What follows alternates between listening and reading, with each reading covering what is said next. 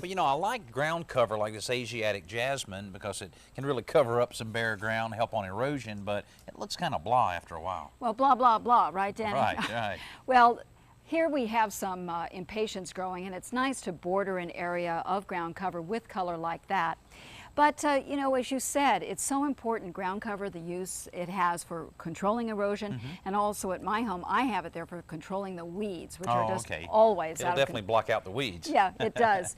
But something else it does is it's just this blanket of nothingness. Right. And there are ways to spice it up. Well, I thought about cutting little areas out, but kind of defeats the purpose. Yeah, well, I have a really quick way to add some color. All right. Let me get these plants here that I had you pick up.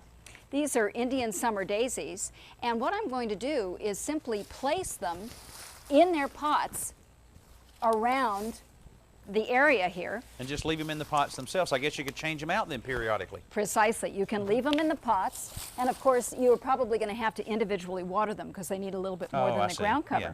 Now what about using bulbs? I know you've shown us how to use bulbs in different garden situations. Would it work in a ground cover? Oh, bulbs in a ground cover are absolutely glorious. The important thing is, of course, to put them in the ground at the right time, but when the ground cover begins to die down a little bit, those spring bulbs pop up and they're just beautiful.